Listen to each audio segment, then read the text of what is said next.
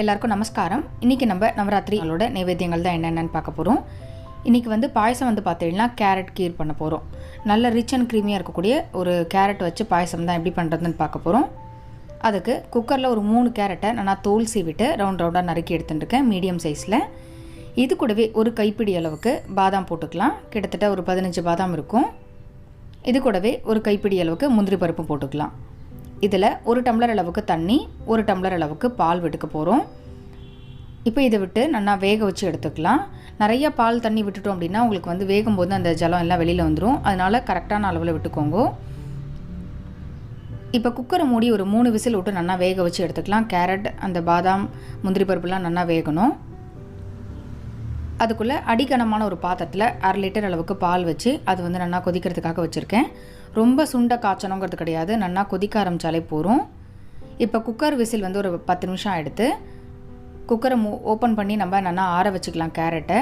So carrot வந்து நல்லா குழைய வெந்துடுது. உங்களுக்கு நம்ம இந்த ட்ரை ஃப்ரூட்ஸ்லாம் சேர்க்கறதுனால நல்லா க்ரீமியாக இருக்கும் உங்களுக்கு பாயசம். அதனால இந்த 1/2 லிட்டர் அளவுக்கு பால் போகிறோம். இப்போ நம்ம வேக வச்ச அந்த பால் அந்த ஜலத்தோடையே அப்படியே நம்ம அரைச்சிட்டோம் அப்படின்னா சரியாக இருக்கும். இப்போ இந்த கேரட்லாம் வந்து நைஸாக அரைச்சி எடுத்துட்டாச்சு. இந்த பக்கம் பாலும் வந்து நல்லா கொதிக்க ஆரம்பிச்சுடுது. இந்த டைமில் நம்ம அரைச்சி வச்ச இந்த கேரட் அந்த பாதாமோட அந்த விழுது வந்து போட்டுக்கலாம். ஸோ கட்டி தட்டாமல் டக்குன்னு வந்து நீங்கள் கலந்து விட்டுடணும். உங்களுக்கு ரொம்ப கெட்டியாக இருந்ததுன்னா கொஞ்சமாக தண்ணி விட்டு கூட நீங்கள் வந்து அரைச்சிக்கலாம். நான் வந்து 1/2 லிட்டர் பாலுக்கு இந்த 3 கேரட் எடுத்துகிட்டு இருக்கேன். கிட்டத்தட்ட இது வந்து ஒரு 100 கிராம் இருக்குன்னு நினைக்கிறேன் கேரட்டு. இதில் இந்த பாயசத்துக்கு தேவையான அளவு சர்க்கரை வந்து சேர்த்துக்க போகிறோம். நான் வந்து ஒரு 1.5 கரண்டி அளவுக்கு சேர்த்துட்டுருக்கேன். கிட்டத்தட்ட ஒரு 75 கிராம் இருக்கும் அந்த சர்க்கரை. ஸோ உங்களுக்கு வந்து ஸ்வீட்னஸ் எவ்வளோ தேவையோ அதுக்கு தகுந்த மாதிரி நீங்கள் வந்து சேர்த்துக்கோங்க. நீங்கள் வந்து வெல்லம் சேர்க்குற மாதிரி இருந்தால் கடைசியாக தான் சேர்க்கணும். ஆனால் இதுக்கு வந்து நீங்கள் வெல்லத்தை விட சர்க்கரை போடுறது தான் நல்லாயிருக்கும். ஸோ உங்களோட ஆப்ஷனல் தான். உங்களுக்கு வெல்லம் வேணும் அப்படின்னா பாலில் வந்து பொதுவாக வெல்லத்தை சேர்க்கும் போது தெரிஞ்சு போயிடும். அதனால நல்லா ஆற வச்சதுக்கப்புறம் தான் நீங்கள் வந்து வெல்லம் சேர்த்துக்கிற மாதிரி இருக்கும். இப்போ சர்க்கரை சேர்த்துட்டு நல்லா வந்து இது கொதிக்கட்டும் ஒரு 5 நிமிஷம். நம்ம சேர்த்துருக்கிற இந்த கேரட் பாதாமோட விழுது, பால், சர்க்கரை எல்லாம் வந்து நல்லா ஒன்றா கொதிக்கணும். ஸோ ஒரு 5லேருந்து 10 நிமிஷம் வந்து நல்லா இது கொதிக்கட்டும். சிம்லேயே வச்சுக்கோங்க, இல்லைனா அடி பிடிக்க ஆரம்பிச்சிடும். பாயசம் வந்து கொதிச்சுட்டே இருக்கும்போது இன்னும் கொஞ்சம் கலர்ஃபுல்லாக இருக்கணுங்கிறதுக்காக நான் வந்து கொஞ்சம் குங்குமப்பூ சேர்த்துக்கிறேன். குங்குமப்பூ போடுறதுனால அந்த கலரும் வந்து உங்களுக்கு நல்லாயிருக்கும், ஃப்ளேவரும் ரொம்ப சூப்பராக இருக்கும். ஒரு மாதிரி அந்த ஆரஞ்சாக கலர் பார்க்கவே வந்து ரொம்ப அழகாக இருக்கும். பாயசம் வந்து ரொம்ப கொதிக்கும் போது உங்களுக்கு கெட்டியாக இருந்தது அப்படின்னா நீங்கள் முன்னாடியே கொஞ்சம் ஜலமும் சேர்த்துக்கலாம். நம்ம அந்த மிக்ஸி ஜார்லாம் அலம்பி விட்டதுனால அது வந்து சரியாக இருக்கும். இப்போ கடைசியாக வந்து பார்த்தீங்கன்னா நல்லா கொதிக்க ஆரம்பிச்சதுக்கப்புறம் இதில் கொஞ்சமாக வந்து ஏலக்காய் பொடி சேர்த்துட்டு நல்லா ஒரு தடவை கலந்து விட்டுட்டு கேஸை வந்து ஆஃப் பண்ணிடலாம். ரொம்பவே சூப்பராக டக்குன்னு வந்து உங்களுக்கு வந்து பண்ணிடலாம். பால் பாயசம்லாம் உங்களுக்கு வந்து டைம் ஆகும். ஆனால் இந்த பாயசம் வந்து அது வேகிறதுக்கான அந்த டைம் தான். டக்குன்னு உங்களுக்கு வந்து இந்த பாயசம் ஆகிடும். டேஸ்ட்டும் வந்து அவ்வளோ சூப்பராக இருக்கும். நீங்கள் இது வந்து சூடாகவும் சர்வ் பண்ணலாம். அதே சமயத்தில் ஃப்ரிட்ஜில் வச்சு நல்லா சில்லுன்னு நீங்கள் வந்து சர்வ் பண்ணலாம். ரொம்ப சூப்பராக இருக்கும். டக்குன்னு பண்ணக்கூடிய ஒரு பாயசம். அதே சமயத்தில் டேஸ்ட்டும் வந்து அவ்வளோ அட்டகாசமாக ரொம்ப சூப்பராக இருக்கும். கண்டிப்பாக எல்லோரும் இந்த நவராத்திரிக்கு இந்த பாயசத்தை வந்து ட்ரை பண்ணி பாருங்க. இது வந்து நைவேத்தியம் வந்து பார்த்தீங்கன்னா தயிர்ஞ்சாதம் தான் பண்ண போகிறோம். ஸோ தயிர்ஞ்சாதம் வந்து எல்லாருக்குமே தெரிஞ்ச ஒரு ரெசிபி தான். ஸோ இருந்தாலும் நம்ம வந்து இந்த சாதத்தோடு எல்லாத்தையும் டெய்லி போடுறதுனால இதையும் வந்து நான் உங்களுக்கு இன்க்ளூட் பண்ணுறேன். தயிர்ஞ்சாதத்துக்கு முதல்ல சாதம் வந்து வச்சுட்டுருக்கோம். 1 கப் அரிசிக்கு 3 கப் அளவுக்கு தண்ணி விட்டு நல்லா குக்கரில் ஒரு 4 விசில் விட்டு நல்லா குழைய வேக வச்சு எடுத்துட்டுருக்கோம். அடுத்ததுக்கு தாளிப்பு போடுறதுக்காக ஒரு பேனில் 1 டீஸ்பூன் அளவுக்கு எண்ணெய் விட்டுக்கலாம்.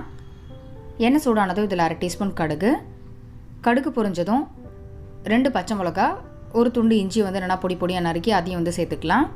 இது கூடவே கொஞ்சமாக வந்து கருவேப்பிலையும் சேர்த்துக்க போகிறோம். உங்களுக்கு வந்து பச்சை மிளகா வேண்டாம் அப்படின்னா நீங்கள் வந்து மோர் மிளகா கூட தாளித்து கொட்டலாம். அதுவுமே வந்து ரொம்ப டேஸ்டியாக இருக்கும். இப்போ இதெல்லாத்தையும் நல்லா வதக்கிட்டு இதை வந்து நம்ம வேக வச்சு எடுத்து வச்சுருக்கிற அந்த சாதத்தில் வந்து போட்டுக்கலாம். பெருங்காய பொடி நீங்கள் வந்து எண்ணெயில் போடுறதை விட அப்படி டேரெக்டாக சூடான சாதத்தில் போட்டாலே போதும்.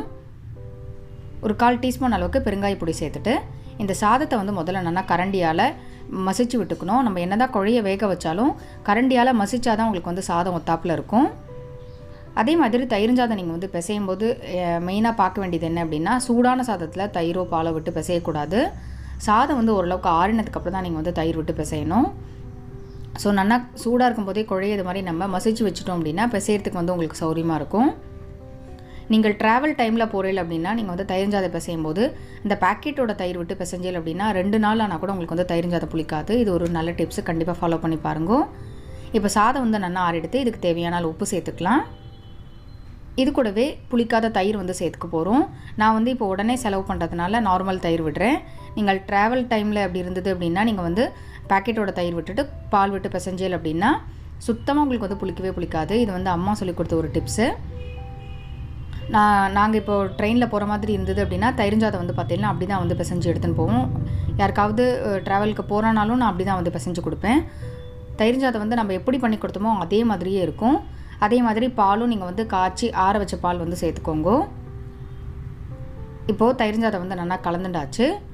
நம்ம சூட்டோட பால் தயிர் விட்டு பிசைஞ்சாலும் நீங்கள் எவ்வளோ விட்டாலுமே டக்குன்னு வந்து உங்களுக்கு இறுகி போயிடும். அதனால் ஆறினதுக்கு அப்புறம் தான் பிசையணும். கடைசியாக இதில் கொஞ்சமாக கேரட்டும் கொஞ்சமாக வந்து மாங்காவும் பொடி பொடியாக நறுக்கி எடுத்துட்டுருக்கேன். ஸோ தயிர்ஞ்சாதத்தில் இது போடும்போது கலரும் வந்து ரொம்ப நல்லா இருக்கும். அதே சமயத்தில் டேஸ்ட்டும் வந்து ரொம்ப சூப்பராக இருக்கும். ஸோ தயிர்ஞ்சாதம் நல்லா கலந்துட்டு கடைசியாக தான் நீங்கள் இதை வந்து சேர்த்து கலக்கணும். முன்னாடியே போட்டுட்டோம் அப்படின்னா அந்த கேரட்டோட கலர்லாம் வந்து தயிர்ஞ்சாதத்தில் ஏறிடுது அப்படின்னா ஒரு மாதிரி அந்த ஒயிட் கலர் உங்களுக்கு இருக்காது தயிர்ஞ்சாதத்தோடது. இதில் கொஞ்சமாக வந்து பொடியாக நறுக்கினா கொத்தமல்லியும் தூவிட்டு லைட்டாக வந்து ஒரு தடவை கலந்து விட்டு விடலாம். உங்களுக்கு பிடிக்கும் அப்படின்னா நீங்கள் வந்து மாதுளம்பழம் கூட உரித்து சேர்த்துக்கலாம். அதுவும் வந்து ரொம்ப சூப்பராக இருக்கும்.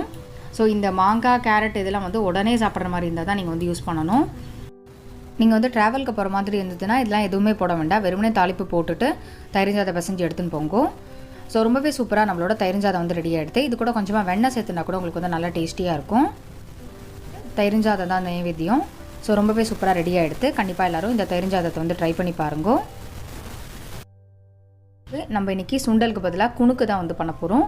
ஸோ இந்த குணுக்கு வந்து 2 விதமாக பண்ணலாம். ஒன்று நவதானியங்கள்லாம் ஊற வச்சு பண்ணலாம். இன்னொன்று நார்மல் பச்சரிசி பருப்பெல்லாம் ஊற வச்சு பண்ணலாம். ஸோ இன்றைக்கி நான் வந்து பச்சரிசியும் பருப்பு சேர்த்து தான் உங்களுக்கு வந்து எப்படி பண்ணுறதுன்னு பண்ணி காமிக்க போகிறேன். அதுக்கு ஒரு பாத்திரத்தில் 1 டம்ளர் அளவுக்கு பச்சரிசி வந்து சேர்த்துக்கோங்க. இதுக்கு 1/2 டம்ளர் அளவுக்கு தோரம்பருப்பு, 1/2 டம்ளர் அளவுக்கு கடலை பருப்பு சேர்த்துக்க போகிறோம். ஸோ சரிக்கு சரி நீங்கள் போட்டுனா தான் உங்களுக்கு வந்து சரியாக இருக்கும். அரிசிக்கு தகுந்த அளவுக்கு 1 டம்ளர்னால் 1 டம்ளர் பருப்பு போட்டுலாம் உங்களுக்கு வந்து குணுக்கு வந்து நல்லாயிருக்கும். இது கூடவே ஒரு கைப்பிடி அளவுக்கு பைத்தம்பருப்பு, 1 டேபிள் ஸ்பூன் அளவுக்கு உளுத்தம்பருப்பு சேர்த்துக்க போகிறோம். இப்போ இது எல்லாத்தையும் நல்லா 2-3 தடவை களைஞ்சிட்டு ஒரு 2 மணி நேரத்துலேருந்து 3 மணி நேரம் வரையும் நல்லா ஊற வச்சு எடுத்துக்கலாம். இதில் தேவையான அளவு காஞ்ச மிளகாவும் நான் வந்து பருப்பு கூடவே ஊற வச்சுட்றேன். ஒரு 7-8 மிளகாய் வந்து சேர்த்துட்டுருக்கேன். இப்போ பருப்பு அரிசி வந்து நல்லா ஊறி எடுத்து முதல்ல நம்ம வந்து பருப்பு அரிசியெல்லாம் எப்படி அரைக்கிறதுன்னு பார்க்கலாம். மிக்ஸி ஜாரில் நம்ம ஊற வச்சுட்டுருக்கிற அந்த மிளகாவத்தில் சேர்த்துக்கலாம். இது கூடவே 1/2 டீஸ்பூன் அளவுக்கு மிளகு சேர்த்துக்க போகிறோம். இதில் நம்ம ஊற வச்சுட்டுருக்கிற அந்த பச்சரிசி போட்டுக்கலாம். மிளகு போடுறதுனால அந்த டேஸ்ட் வந்து ரொம்ப சூப்பராக இருக்கும். உங்களுக்கு மிளகோட டேஸ்ட் வேண்டாம் அப்படின்னா நீங்கள் வந்து ஸ்கிப் பண்ணிக்கலாம். இப்போ தேவையான உப்பு சேர்த்துட்டு இதை வந்து ட்ரையாக ஒரு தடவை நல்லா பொடி பண்ணி எடுத்துக்கலாம். அரிசியை முதல்ல பொடி பண்ணிவிட்டு அதுக்கப்புறம் தான் நீங்கள் வந்து பருப்பு சேர்த்து அரைக்கணும். இப்போ அரிசி வந்து நல்லா அரைச்சாச்சு. இப்போ ஊற வச்சுட்டுருக்கிற அந்த பருப்பு சேர்த்து அரைச்சிக்க போகிறோம். பருப்பு எல்லாத்தையும் நம்ம வந்து ஒன்றாவே போட்டுடலாம். நம்ம ஊற வச்ச அந்த அளவு அரிசிக்கு இந்த ஒரு மிக்ஸி ஜார் ஃபுல்லாக உங்களுக்கு வரும். இப்போ நம்ம ஊற வச்ச அந்த பருப்பு ஜலத்தை விட்டு அரைச்சிக்கலாம். நிறையா வந்து தண்ணி விட்டுறக்கூடாது, கெட்டியாக இருக்கணும். இது தேவையான அளவு பெருங்காயப்பொடி கொஞ்சமாக கருவேப்பிலையும் சேர்த்துட்டு அரைச்சிடலாம். இப்போது இந்த மாவை வந்து நல்லா அரைச்சி எடுத்துட்டாச்சு. இந்த அளவுக்கு கெட்டியாக இருக்கணும். உங்களுக்கு வந்து உருட்டி போடுற அளவுக்கு இருக்கணும், இல்லைனா எண்ணெய் குடிக்க ஆரம்பிச்சிடும். இதில் ஒரு 4 டேபிள் ஸ்பூன் அளவுக்கு துருவின தேங்காய் வந்து சேர்த்துக்கலாம். தேங்காய் சேர்த்துட்டு இதை வந்து நல்லா கலந்து விட்டுக்கலாம். தேங்காய் நீங்கள் போட்டும் போது தான் அதோட டேஸ்ட் வந்து ரொம்ப சூப்பராக இருக்கும். உப்பு காரங்கள்லாம் உங்களுக்கு தேவை எவ்வளவோ அந்தளவுக்கு நீங்கள் வந்து சேர்த்துக்கோங்க. நான் சேர்த்துட்டுருக்கிற இந்த மிளகு எல்லாமே வந்து சரியாக இருக்கும். இப்போ வந்து இந்த மாவை வந்து நல்லா ஒரு தடவை கலந்தாச்சு. இந்த மாவை கலக்கிறதுக்குள்ளே நான் ஒரு பக்கம் எண்ணெயை வந்து சூடு பண்ணுறதுக்காக வச்சுருக்கேன். பொதுவாக இந்த குணுக்கெலாம் வந்து பார்த்திங்கன்னா அடை மாவு மாதிரி புளிக்கக்கூடாது, தோசை மாவு மாதிரி புளிக்கக்கூடாது. இதை அரைச்ச உடனே நம்ம வந்து போட்டு எடுத்தால் தான் உங்களுக்கு வந்து எண்ணெய் குடிக்காமல் இருக்கும். எண்ணெய் வந்து நல்லா சூடானதுக்கப்புறம் கையில் வந்து கொஞ்சமாக தண்ணி தொட்டுன்ட்டு இது மாதிரி கொஞ்சமாக எடுத்துட்டு சின்னதாக அப்படி நம்ம கிள்ளி போட்டோம் அப்படின்னா குணுக்கு வந்து உங்களுக்கு வந்து சூப்பராக வரும். பார்த்து கையில் வந்து எண்ணெய் தெளிக்காமல் நீங்கள் வந்து ஜாக்கிரதையாக போடணும். ரொம்ப டீப்பாக கிட்டக்கு வரையும் நீங்கள் எண்ணெய் வரையும் கையை வச்சுக்காமல் நீங்கள் வந்து கொஞ்சம் தள்ளி வச்சுட்டேல் அப்படின்னா உங்களுக்கு வந்து சரியாக இருக்கும். அதே மாதிரி குணுக்கு போடும்போது ஒன்று மேலே ஒன்று போடாமல் அப்படியே லைனாக நீங்கள் வந்து கேப் இருக்கிற இடத்துல போட்டுன்னு வந்தேல் அப்படின்னா அது வேகிறதுக்கான அந்த ஸ்பேஸ் வந்து உங்களுக்கு சரியாக இருக்கும். நம்ம அப்படியே ஒன்று மேலே ஒன்று அப்படியே போட்டுட்டே வந்துட்டோம் அப்படின்னா அது ஒன்றோட ஒன்று ஒட்டின்றும். ஸோ குணுக்கு போட்டு எடுக்கும்போது நீங்கள் இதெல்லாம் மாதிரி சின்ன டிப்ஸ் எல்லாம் பார்த்துட்டாலே போகிறோம், உங்களுக்கு வந்து சூப்பராக வெந்து வந்துடும். குணுக்கு வந்து நல்லா ஒரு பக்கம் வெந்ததுக்கப்புறம் திருப்பி விட்டுக்கலாம். அந்த மிளகு சேர்க்கும் போது அது ஒரு மாதிரி அடை மாதிரியும் இல்லை, அது குணுக்கு மாதிரியும் இல்லாமல் அது ஒரு டிஃப்ரெண்ட்டான ஒரு ஃப்ளேவரில் இருக்கும். ரொம்ப சூப்பராக இருக்கும். ஸோ இந்த நவதானிய வச்சு அந்த குணுக்கு சொன்னேன் இல்லையா, அதுவும் வந்து நான் கண்டிப்பாக உங்கள் கூட ஷேர் பண்ணிக்கிறேன். அந்த நவதானிய குணுக்கு பண்ணுறது வந்து பார்த்திங்கன்னா எங்கள் ஆத்துக்காரோட பாட்டி. ஸோ எங்கள் பாட்டி வந்து அந்த குணுக்கு தான் பண்ணுவாள். எங்கள் ஆத்துக்கு நவராத்திரி குழுக்கு வந்து பார்த்திங்கன்னா வெத்தலைப்பாக்கு வாங்கிக்கிறவா, குணுக்கு பாட்டி என்றைக்கு பண்ணுவாளோ அன்றைக்கி தான் வரணும்னு சொல்லி கூட அது மாதிரிலாம் நிறைய பேர் வருவா. ஸோ எல்லாருக்கும் அவ்வளோ பிடிக்கும். கண்டிப்பாக நான் அதுவும் உங்கள் கூட ஷேர் பண்ணிக்கிறேன் டைம் கிடைக்கும்போது. இப்போ ஒரு பேட்ச் வந்து பார்த்திங்கன்னா நல்லா கோல்டன் கலர் வந்துடுது. நல்லா வெந்ததுக்கப்புறம் எண்ணெயிலேருந்து எடுத்துக்கலாம். இதே மாதிரி அடுத்த பேட்ச் வந்து நம்ம போட்டு எடுத்துடலாம். நவதானியமாக இருந்தது அப்படின்னா நீங்கள் வந்து முத நாளே நீங்கள் வந்து ஊற வச்சேல் அப்படின்னா கார்த்தால் அரைக்க சரியாக இருக்கும். ஏன்னா அதெல்லாம் வந்து கொண்டக்கடலை, உளுந்து, பயிறு எல்லாம் வந்து நன்னா ஊறினா தான் உங்களுக்கு வந்து அது அரைக்கிறதுக்கும் நல்லாயிருக்கும், டேஸ்ட்டும் வந்து நல்லாயிருக்கும். ஸோ சின்ன சின்னதாக உங்களுக்கு வந்து எந்த சைஸ்க்கு வேணுமோ அது மாதிரி நீங்கள் வந்து போட்டுக்கலாம். இதுக்கு வந்து நீங்கள் புழுங்கரிசி சேர்க்கவே வேண்டாம், பச்சரிசி சேர்த்தாலே போதும், உங்களுக்கு வந்து நல்லாயிருக்கும். அது ஒரு சாஃப்ட்னஸ் கொஞ்சம் லைட்டாக வேணும் அப்படிங்கிறதுனால தான் நான் வந்து ஒரு டேபிள் ஸ்பூன் அளவுக்கு உளுத்தம்பருப்பு சேர்த்துட்டுருக்கேன். இல்லைனா உங்களுக்கு வந்து ஒரு மாதிரி கடக்காக இருக்கிற மாதிரி இருக்கும். அதே மாதிரி நம்ம அந்த பைத்தம்பருப்பும் ஒரு டேபிள் ஸ்பூன், ஒரு கைப்பிடி அளவுக்கு சேர்த்துருக்கோம் இல்லையா. ஸோ அது சேர்க்கறதுனால உங்களுக்கு அந்த சாஃப்ட்னஸ் வந்து ரொம்ப நல்லாயிருக்கும், டேஸ்ட்டும் வந்து நல்லாயிருக்கும். அந்த பைத்தம்பருப்பு போடும்போது அந்த வாசனையாக ரொம்ப நல்லாயிருக்கும். அரிசி பருப்போட அந்த அளவு மட்டும் நீங்கள் கரெக்டாக பார்த்துட்டேல் அப்படின்னா உங்களுக்கு வந்து குணுக்கு சூப்பராக அமைஞ்சிடும். இப்போ ஃபஸ்ட் பேட்ச் குணுக்கு வந்து ரெடி ஆகிடுது. நான் வந்து உங்களுக்கு ஒன்று எடுத்து காமிக்கிறேன், எவ்வளோ சூப்பராக இருக்குன்னு பாருங்கள். மேலே வந்து நல்லா கிறிஸ்பியாக இருக்கும், உள்ளுக்குள்ளே வந்து சாஃப்டாக இருக்கும். இப்படி உள்ளுக்குள்ளே நம்ம பிரித்தோம் அப்படின்னாலே உள்ளுக்குள்ளே வந்து நல்லா அப்படியே உங்களுக்கு வந்து வெந்து வந்திருக்கணும். சூடாக இருக்கிறதுனால உங்களுக்கு வந்து கையில் பிடிக்க முடியல, ஆனால் அவ்வளோ டேஸ்டி, அவ்வளோ சூப்பராக இருக்கும். இதுக்கு வந்து நீங்கள் பச்சை மிளகாலாம் சேர்க்க வேண்டாம், வெறும் மிளகா வத்தல் மட்டும் போதும். மிளகா பொடியை விட நீங்கள் இது மாதிரி மிளகா சேர்த்து அரைச்சோம் அப்படின்னாலே அந்த கலரும் சரி ப்ளஸ் டேஸ்ட்டும் சரி ரொம்ப சூப்பராக இருக்கும். ஸோ ஃப்ரெஷ்ஷாக சேர்த்து அரைக்கும் போது நல்லாயிருக்கும். உங்கள்கிட்ட தேங்காய் துருவல் இல்லை அப்படின்னா நீங்கள் தேங்காய் அப்படியே பீஸாக போட்டு கூட நீங்கள் வந்து மாவு அரைக்கும் போது அரைச்சிக்கலாம். இதே மாதிரி நம்ம மீதி இருக்கிற எல்லா குணுக்கும் வந்து போட்டு எடுத்துகிட்டு பார்க்கலாம். குணுக்கு வந்து பார்த்தீங்கன்னா ரொம்ப சூப்பராக ரெடி ஆகிடுது. நான் சொல்லிக் கொடுத்த மாதிரியே இந்த கேரட் கீர், தயிர் சாதம், குணுக்கு இது மூணுத்தையும் வந்து ட்ரை பண்ணி பாருங்கள். ட்ரை பண்ணி பார்த்துட்டு உங்களோட ஃபீட்பேக் வந்து சொல்லுங்கள். இந்த வீடியோ பிடிச்சிருந்தது அப்படின்னா உங்கள் ஃப்ரெண்ட்ஸ்க்கும் ரிலேட்டிவ்ஸ்க்கும் ஷேர் பண்ணுங்கள். மறக்காமல் நம்ம சேனலை வந்து சப்ஸ்கிரைப் பண்ணிக்கோங்க. மறுபடியும் அடுத்த ஒரு வீடியோவில் உங்கள் எல்லாரையும் சந்திக்கிறேன். நன்றி, வணக்கம்.